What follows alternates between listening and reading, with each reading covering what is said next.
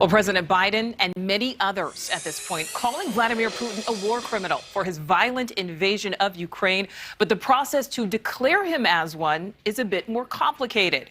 NewsNation's Kelly Beeson is here to break down what it actually means to be a war criminal. Kelly, what are the requirements for this kind of classification?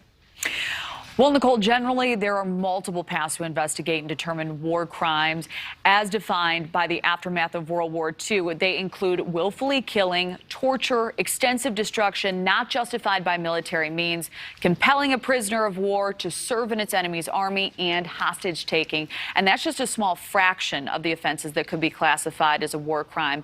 Many of them have unfolded in Russia, including civilians coming under fire as the result of intentional attacks. Hostage taking, like what we saw at the hospital in Mariupol this week, and using disproportionate force, something that leaders from around the globe have said is happening in Ukraine. But despite what appears to be mounting evidence of Russian war crimes in Ukraine, like hospitals and civilian shelters coming under fire, the process of officially declaring President Vladimir Putin a war criminal is easier said than done. Essentially, it would have to be proven that Putin personally ordered his military to commit these crimes, knew about them, or should have known. Now, if prosecutors can prove that, he can be found guilty, but getting him to that point would certainly be a challenge. One option would be trying a suspected war criminal in a country chosen by the United Nations or by the consortium of concerned nations.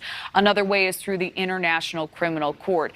And since the court's founding, Nichole, 45 individuals have been prosecuted for committing war crimes or crimes against humanity, including leaders of Liberia, Yugoslavia, and Chad. Some of those prosecuted are now serving long sentences or even life behind bars. Nichole. Thank you for watching. Click the red subscribe button below so you can get more of NewsNation's fact-driven, unbiased coverage.